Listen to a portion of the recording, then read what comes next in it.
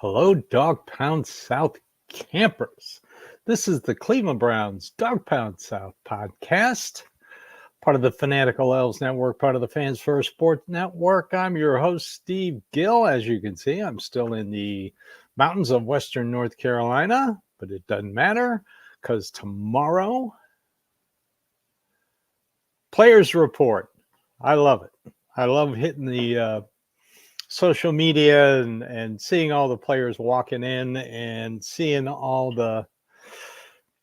how the Cleveland Browns media team handles that. They are very good at what they do. By the way, if you have not watched the series Unleashed, either through the official website or on YouTube, I encourage you to go watch it. It's excellently done, and you can really get some good insights about the team. So, as we wait for tomorrow,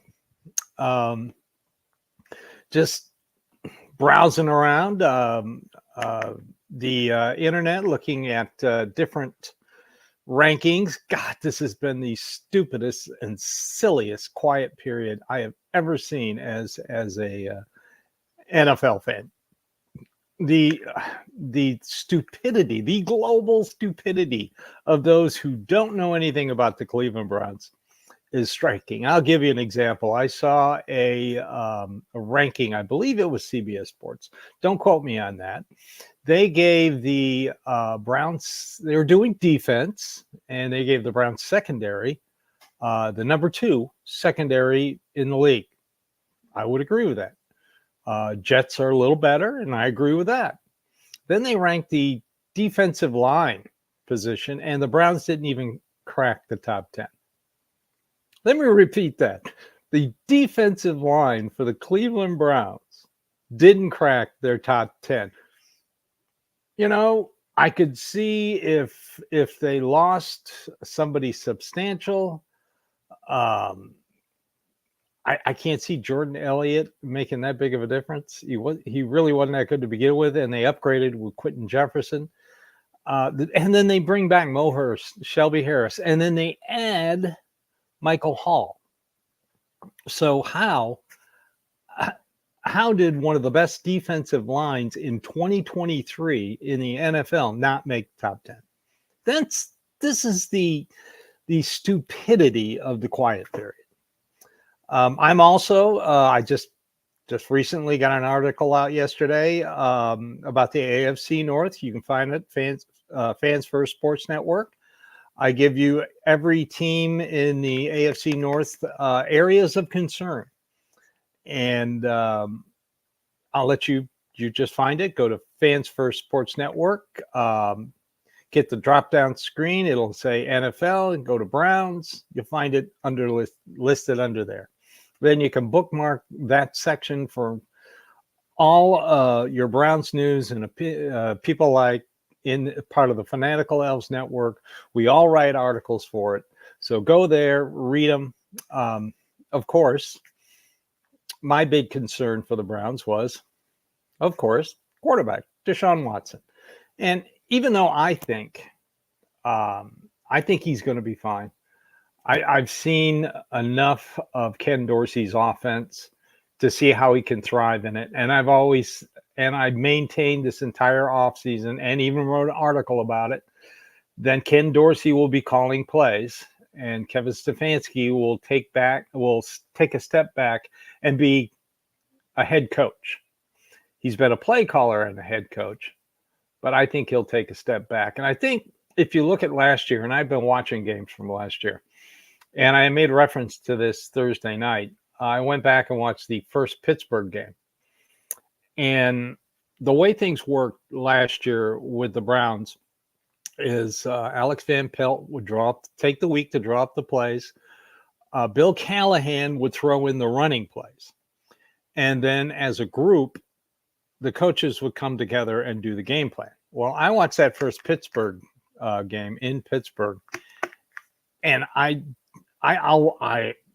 watched it a couple times, and I see no game plan whatsoever, and especially after Nick Chubb got hurt. And by the way, he was getting ready to rack up a ton of yards in that game. I just do not see a cohesive game plan. And maybe that's why they got rid of Van Pelt. And maybe that's why they allowed Bill Callahan to go to Tennessee to coach under his son. Sometimes it takes there's a saying, too many cooks in the kitchen spoil a meal. I have a feeling that this season's offense is going to be more cohesive and on the same page.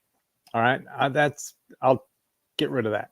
But anyway, so I've been looking at other lists about the AFC North, what they need, the one player X, this, that, and frankly, I find a lot of it ridiculous. Let's take a quick break, and I'll explain to you why after this. Okay. People who stand back away from Cleveland and away from the Browns really don't know what's going on. All right. They're not in tune like fans are, and Cleveland media. Sometimes Cleveland media has a little problem, but well, I'll give you an example. Deshaun Watson. Before Deshaun Watson became a Brown, we all know what happened in his offseason. Okay. And it's a little dubious that after they traded away key players, Houston, and then he demanded a trade, then all of a sudden all this stuff comes in. I'm not saying I'm not a conspiracy theorist. The guy had a problem, but since he signed his contract and been with the Browns, I haven't heard of any problems with Deshaun Watson. His only problem is he can't stay on the field. And the only other problem is the offense really hadn't been suited for him. So to base an opinion on how the Browns finished because you don't like Deshaun Watson, I think is ridiculous. Now, look, I was very apprehensive when I had heard that he agreed. It was the weirdest feeling in the world. I'm listening to a Cleveland radio station, and they say Deshaun Watson, first they say the Browns are eliminated. Then the next day you hear he's going to sign with the Cleveland Browns. So I'm like, yes. And then all of a sudden I'm like, ooh, wait a minute. And it took a lot of soul searching. And, I discussed it with my wife. She's a Browns fan by default, and it's my fault. That's what she tells people. And she just basically said, you're too heavily invested in this team to walk away from it now. And she just asked me, she said, is he a good quarterback? And I said, yeah, he could be a top 10 quarterback, and given the right situation and the players around him. I said he was top 10 on a crappy team in Houston.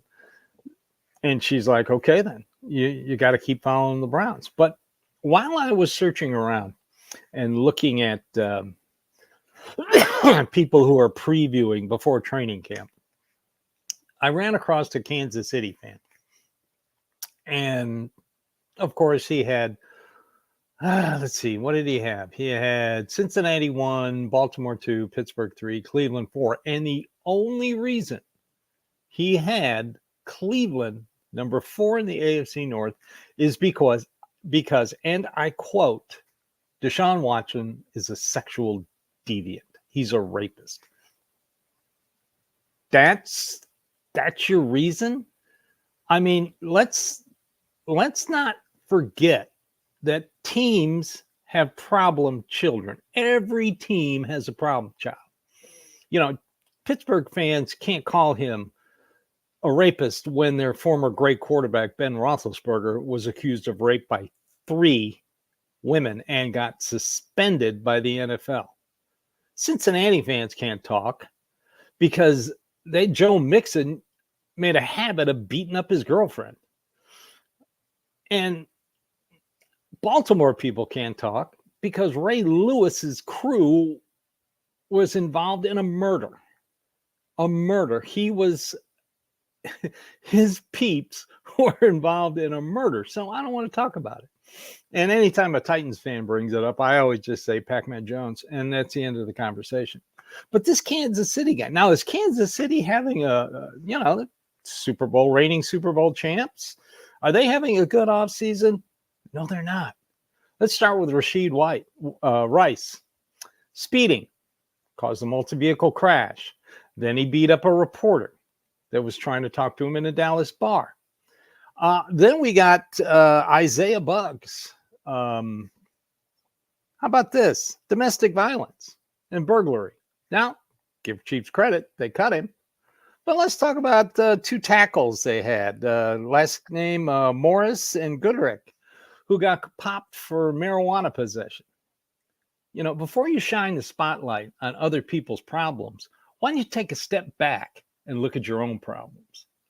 So as we head into training camp, and as we wait to find out if JOK and Amari Cooper get contract extensions, I don't want to hear any more biased reporting against the Browns because their quarterback had some off-field troubles. Every team's got a guy that has off-field trouble. You want to talk about quarterbacks? Let's talk about Aaron Rodgers. What a whack job. I mean, give me a break. The guy is a whack job. And yet all these rating services, power ratings, have the Jets in the top 5. I don't understand that. I really don't understand that. Is he that good? No, he's not that good. He's old. Is Deshaun Watson can't get on the field? Is it, a one-of-a-kind injury, and that's the reason why you got to downgrade the Browns? Fine. Well, then do the same thing with the Bengals. Joe Burrow has been injury-prone the last 2 seasons, and he sustained a wrist injury that no other quarterback has sustained ever. And like a throwing shoulder, a wrist is extremely important in not only throwing the ball, but gripping the ball. So, let's all go into this season as we head to Greenbrier, West Virginia. And as we watch tomorrow and Tuesday, rookies and veterans reporting to the campus in Berea, Ohio, let's all keep one thing in mind. When you see these things, these lists, these power rankings, the only reason they're there is to get you to click on it and pay attention to it. I believe my eyes, and I believe those who are actually from Cleveland, working in Cleveland, and reporting from West Virginia. Those are the people. Pick the right beat writers if you want to get the right answers. So that's it for today. I hope you enjoyed the show. Get ready. Training camp starts next week. This is the Cleveland Browns Dawgpound South podcast, part of the Fanatical L's Network, part of the Fans First Sports Network. I'll have a dawgpoundsouth.net blog out tomorrow discussing the Dustin Hopkins contract and where I think the situation is with JOK and Amari Cooper. So look for that, dawgpoundsouth.net. And thank you for watching, listening, subscribing to YouTube. Very important. Subscribe to our YouTube channel and following us here at the Fanatical L's Network. Because like I always said, we're Browns fans just like you. So thank you and have a great day and go Browns.